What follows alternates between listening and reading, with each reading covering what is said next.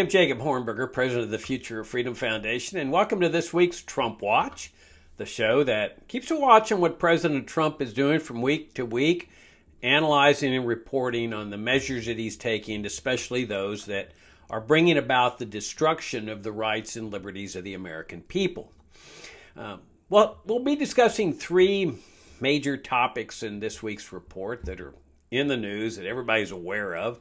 That is the war on illegal immigration and, to a certain extent, the war on immigrants in general.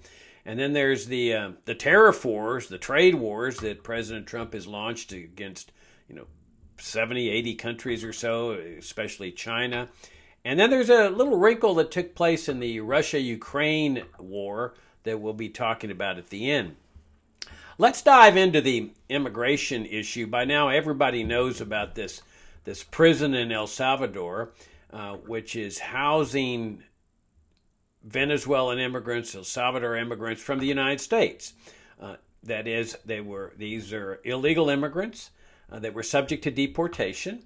And instead of simply removing them from the United States, President Trump and his minions transported these immigrants to El Salvador pursuant to a deal that Trump cut with the dictator there in El Salvador, a man named Nayib Bukele. And that's not my label, that's his label. I mean, he acknowledges he's a dictator, and he falls into the dictatorial category. I mean, he's suspended civil liberties, he's declared a national emergency. It's the time-honored way of dictators throughout history, declare a national emergency.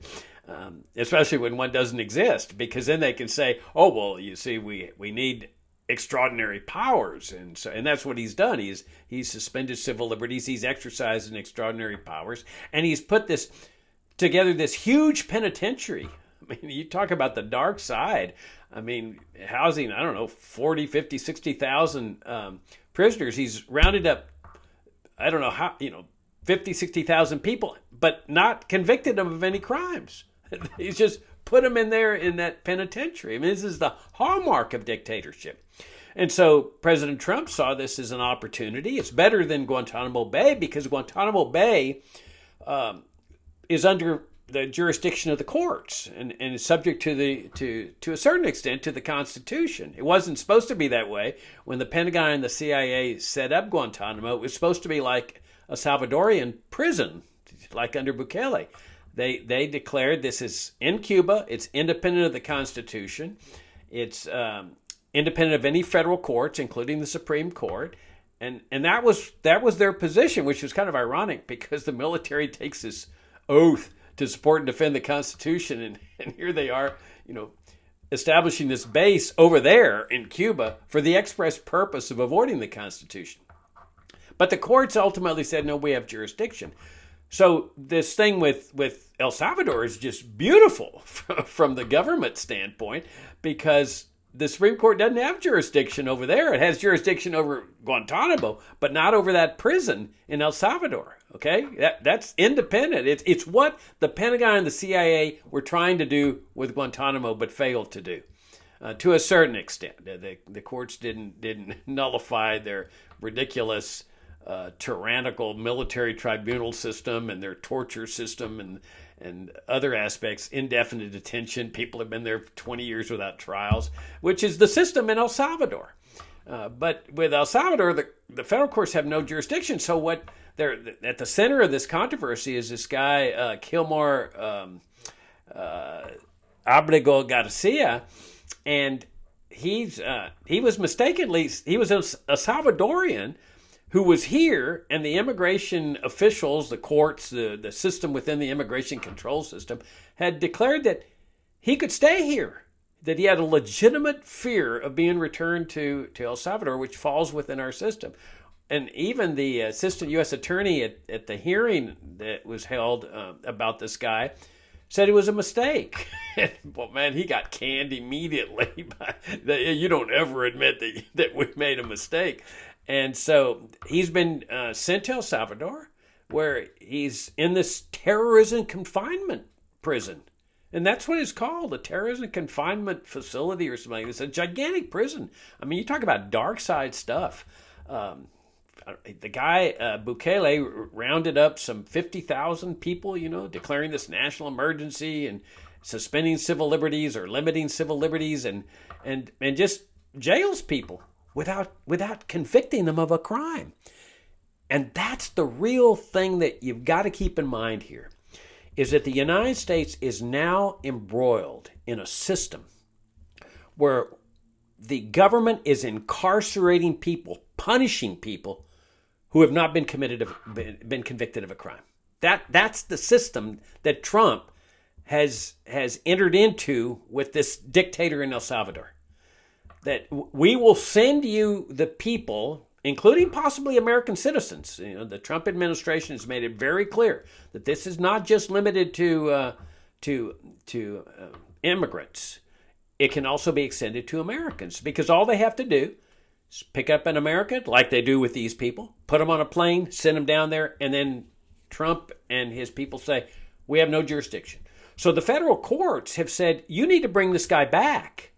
And Trump says, Trump's just sitting there. He's making no efforts to bring the guy back. All he would have to do is pick up the phone and call this guy, Bukele, and say, hey, we screwed up. The federal courts are telling me that I need to bring this guy back, put him on a plane. And I will guarantee you that this guy, Bukele, would stand up, click his heels, salute, and say, "Si, mi general." Yes, my general. Because he's now a loyal member of the empire. He's going to do whatever Trump orders him to do. But Trump won't issue that order. And so far, the federal courts haven't ordered Trump to do it, but they've ordered him to make reasonable efforts to facilitate this guy coming back, which means picking up the phone and saying, send the guy back.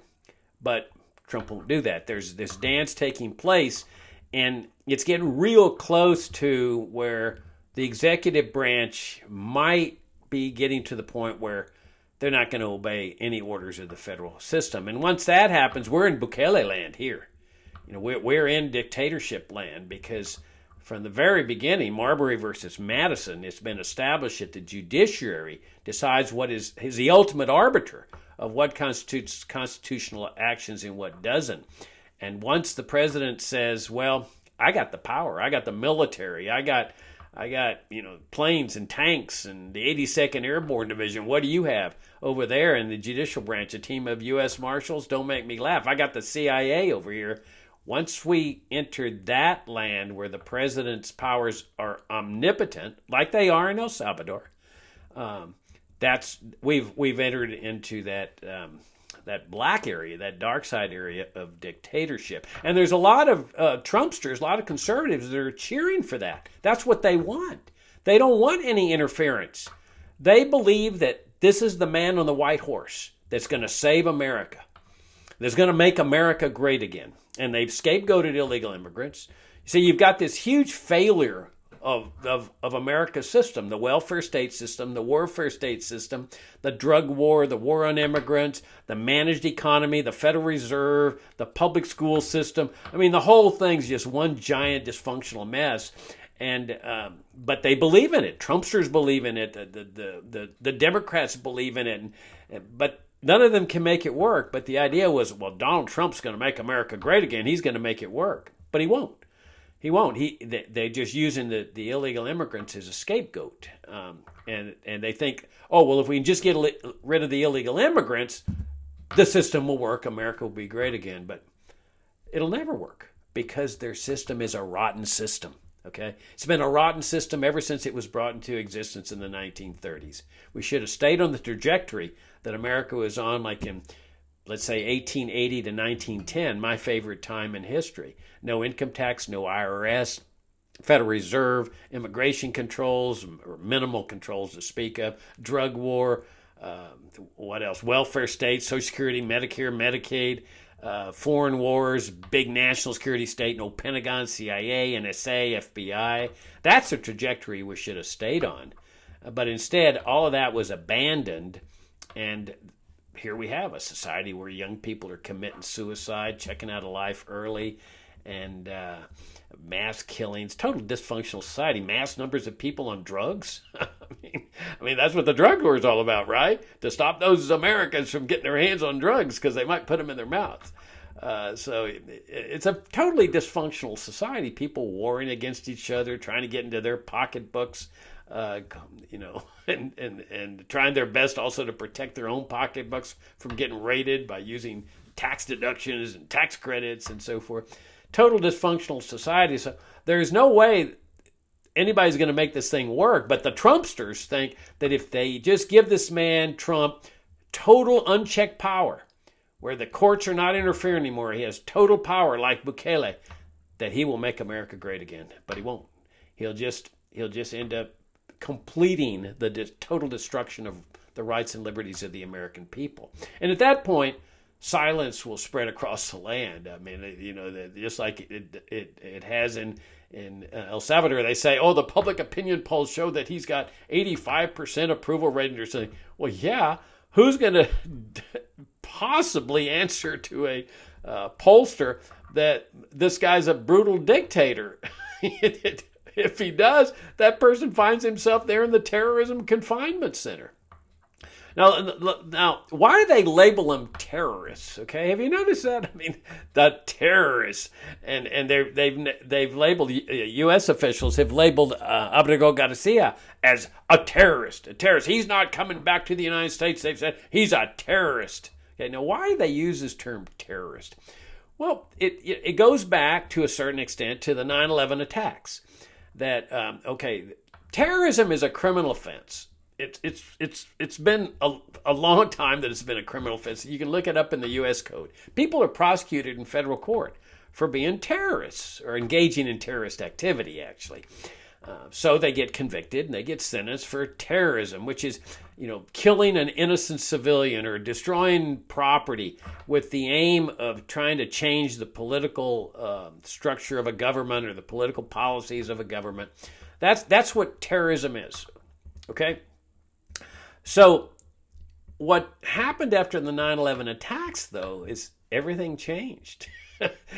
The Pentagon, the CIA, the National Security Establishment, which is the most powerful branch of the government, said, well, we're going to declare war on terrorism, that this is worse than communism.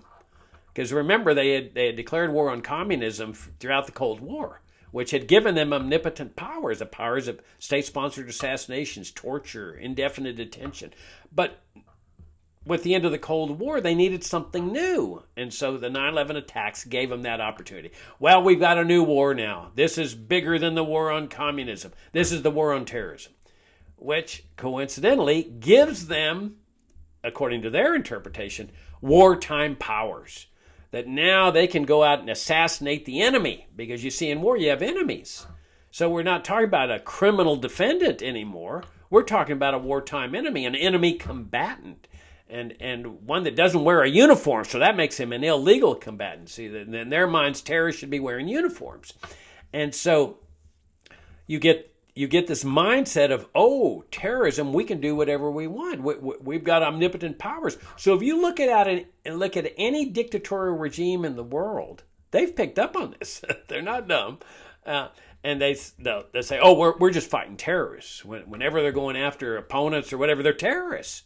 That's what Bukele done. It's called a terrorism confinement center. And it really actually goes back much further than that. If you go back to the Hitler regime, and I know people don't like you to talk about Nazi Germany and so forth, but my feeling is you can learn a lot by studying Nazi Germany. You can learn a lot about dictatorship and tyranny. And after the Reichstag fire, which was an act of terrorism, and by a communist or communists. So you had like the double-pronged enemy that the U.S. would later adopt. The communists became an enemy, which was Hitler's enemy during the 1930s. He was a fierce anti-communist, which is why there were many American conservatives, right-wingers, that deeply admired Hitler because of his anti-communism. But then the Reichstag fire comes up. Hitler says, I need omnipotent powers. I need emergency powers. But he doesn't just declare that he has emergency powers. He goes to the Reichstag, to their Congress, and says, give me emergency powers. And there was a big debate. People didn't want to give him emergency powers. This was to a certain extent still, Germany. before the Nazis. And so, but he ends up getting this enabling act, which enables him to consolidate power and bring the terrorists to justice. Well, when they prosecuted the terrorists in the regular German courts, which were still functioning, they were still independent. They acquitted some of the defendants who had been accused, and this infuriated Hitler. So he established a separate people's court to try terrorism cases and cases of subversion and treason. In other words, his opponents. So whenever they wanted to go after somebody, they label them a terrorist, bring them into court. That's how they got the White Rose people, those college students that were dissenting against Hitler's regime. They brought them before the People's Court, a military tribunal. Well, it wasn't a military tribunal, it was a civilian tribunal. But it's very possible that that's where the idea came in after the 9/11 attacks. Of let's have military tribunals there in Guantanamo Bay to try cases of terrorism, which, of course, nullified the entire constitutional system of courts to try people. And so you don't need to try people. They're terrorists. And so this is what's going on now, that we're living under a system where people are being punished and sent to a penitentiary to serve an indeterminate sentence without being convicted of a crime. Yeah. Now you can say, well, they're terrorists, Jacob. Really? They're gang members, Jacob. That's what they're saying too. They're members of a gang. Where's the conviction? Where's the conviction? Is it a crime to be a member of a gang back in Venezuela? Maybe. I've never heard of that crime, but maybe it is. But they're saying, well, it's a terrorist gang. Okay. Let's say it's a terrorist gang. You know, where is the conviction? Where have you gone into a court of law and shown beyond a reasonable doubt to a jury that this person deserves to be sentenced to serve time in a penitentiary, especially a foreign penitentiary, a brutal foreign penitentiary? It doesn't exist. Now you can say, well, Jacob, they came in here illegally. Yeah, but you have to get convicted of that before you can be punished for it. Now you can be deported, okay? They could have just evicted these people from the United States, but that's not what they did. They cut a deal where these people would be put in this penitentiary. And you know what's going on here too? It's deterrence. They're sending a message. This is what's going to happen to you. Because they want to win their war on immigrants. They want to seal that border. And they will do so at all costs. Remember when they were separating children from their parents during the first Trump administration? That's to send a message. You come in here with your kids, we're going to take your kids away, and you may lose your kids. We may never be able to find them. And so that's what this message is that you come in here, and this may happen to you. And in fact, the U.S. has been putting out a propaganda film featuring Kristi Noem, the Homeland Security person. I think that's what she is. But she went down there to see this penitentiary, and she didn't express any outrage whatsoever. She was there. She saw these inmates, didn't express any outrage that there were people being held in a penitentiary without conviction.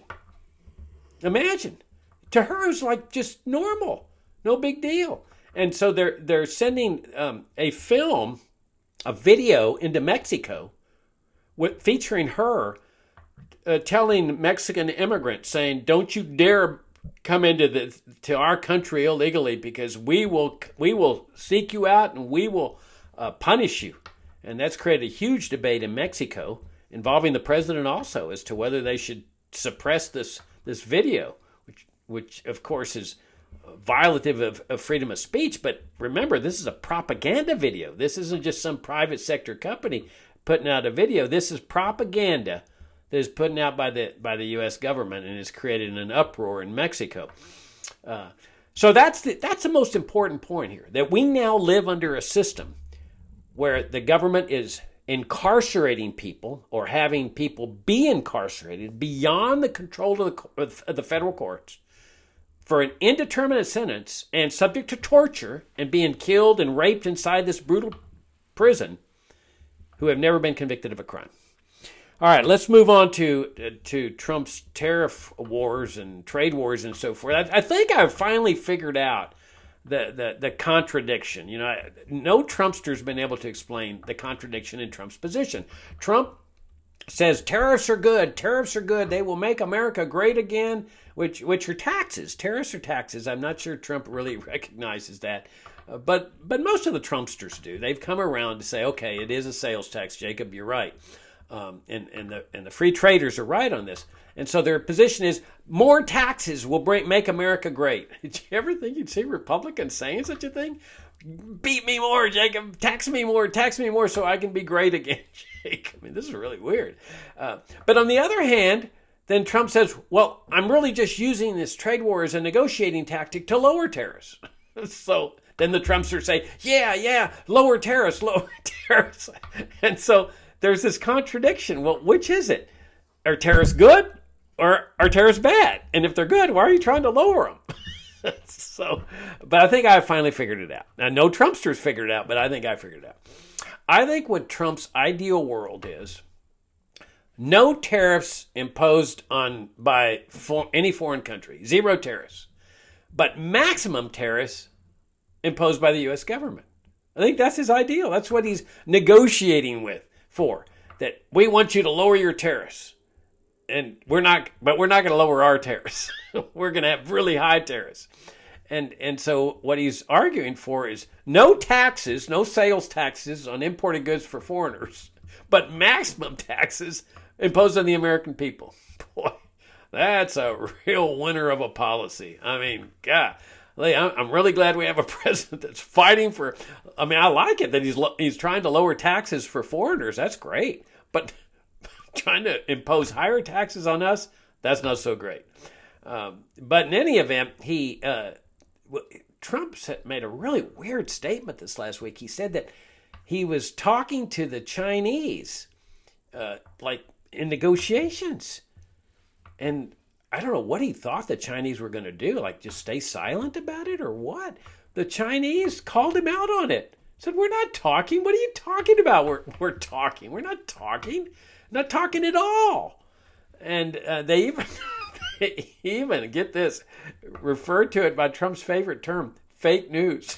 The Chinese called Trump's assertion that they were talking, that he's talking to the Chinese with the trade negotiations, fake news. Well, there are some comical aspects of this whole nonsensical thing taking place with the trade wars and the tariffs. All right, let me address the Ukraine-Russia thing. And this is really weird too, because Trump was running for office saying that he had a plan. He wouldn't reveal the plan, but he says he had a secret plan that was going to settle the Ukraine Russia war. I think he said within 24 hours. I'm not sure, but now that he's president, okay, can we now know the plan? Well, it turns out there was never really a plan. Trump just thought that through the force of his personality, obviously, that he was going to say, this thing is going to be settled, period. People are dying. And he keeps pointing out, people are dying, time to settle this thing. And he suggested that he even suggested terms, like that Russia keeps Crimea and all the lands that they're occupying now in Ukraine, but Ukraine agrees that it won't join NATO, and that's his plan. Now, what's weird is that early on he pointed out that Ukraine started the war.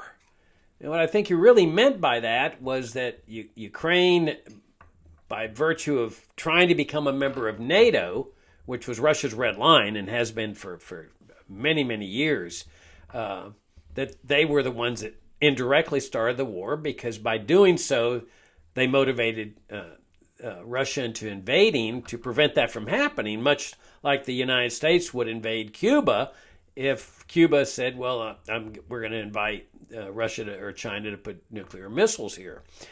So I think that's what Trump meant when he said that Ukraine started the war. And then they had that big dust up there in the White House with the Ukrainian President Zelensky, when he wasn't wearing a tie, which was kind of ironic because when this guy Bukele went into the White House to meet with Trump, He wasn't wearing a tie either. It looked at me like he had the same kind of T-shirt that Zelensky had. Trump had a tie, and nobody said anything to Bukele. Why are you insulting the White House? Why are you insulting the prestige of the Oval Office by not wearing a tie like they do with Zelensky? But anyway, I guess foreign dictators feel like they don't need to wear ties when they go to the White House. But in any event, so they had that big dust up, and Trump indicated that he was going to stop sending support to Ukraine, which would be a logical consistency with the fact that he believes that Ukraine started the war. If you believe that, then why are you helping arm them to continue the war that they started?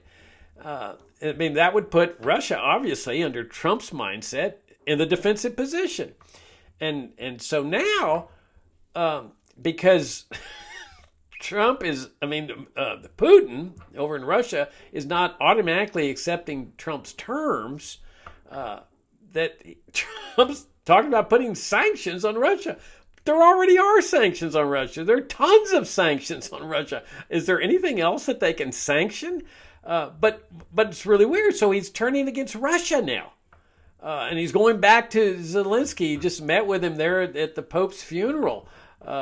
And it looked like, it was a very productive meeting, they said. I mean, this is really weird, this going back and forth and back and forth. It's like more whiplash for the American people. But you see, Trump isn't getting to the heart of the problem. And neither is any person in his administration, including the State Department. The heart of the problem is NATO. Nobody wants to acknowledge that, or few people want to acknowledge it.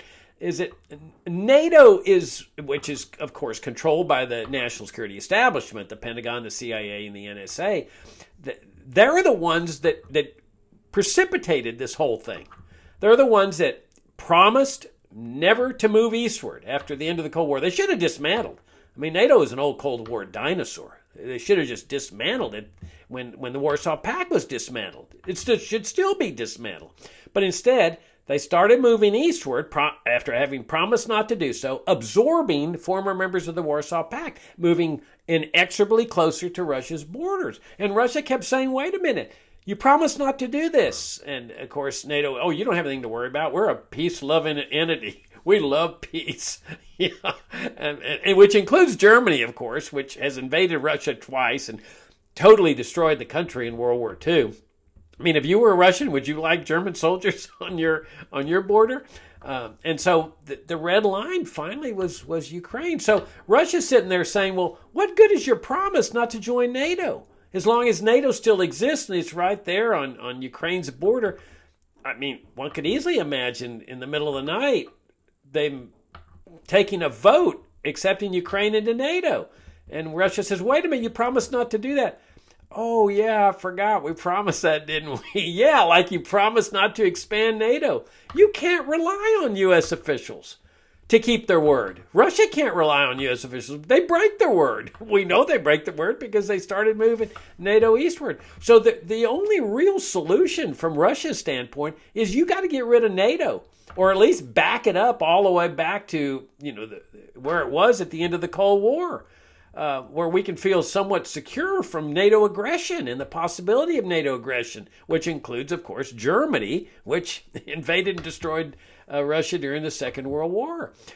Or the alternative thing is a puppet regime controlled by Russia. If Russia controls the puppet regime in Ukraine, well, then they don't have to worry about some secret middle-of-the-night deal where Ukraine is suddenly announced to be a member of NATO, which, of course, then permits the U.S. and Germany to put their nuclear missiles right next to Russia's border there with Ukraine and Russia. It essentially entitles them to take over Crimea because they say Crimea is part of Ukraine. And so if you look at at the situation from the Russian standpoint, these peace terms that Trump's trying to dictate make no sense at all. It's not a long-lasting peace. It's not, it's a peace that's based on trust us. Well, there is no possibility that Putin's going to trust anything Trump says or anything any U.S. official says, especially after the U.S. broke its deal of moving NATO eastward. So until they get their their mind on the real cause of this problem, and that's NATO, this old Cold War dinosaur. That war is going to keep going on and on until somebody wins it. And it seems to me if it goes on long enough, it's going to be Russia that's going to end up winning the war, and Ukraine's going to be even more devastated than it is. They're going to lose more people, and it was never worth it in the first place. People say, "Oh, this is a war for freedom." Bull! This is a war for NATO. To join NATO, joining NATO is not freedom, and we still don't know the extent to which U.S. officials encouraged Zelensky to take this stand. There's been no congressional investigation of that. That's really what's needed here is what role did the U.S. officials play, including the Pentagon and the CIA, to induce Zelensky to take this position, to sacrifice the well-being of his country and tens of thousands of Ukrainian soldiers for the sake of joining NATO. I mean, what ruler would do such a thing? Joining NATO, is that important? So we still don't know the extent to which the U.S. encouraged him to do that and induced him to do it. So, okay, that's Trump Watch for this week. Thank you all for tuning in. Thanks for your great support of FFF. We're very, very appreciative. And I look forward to talking to you all next week.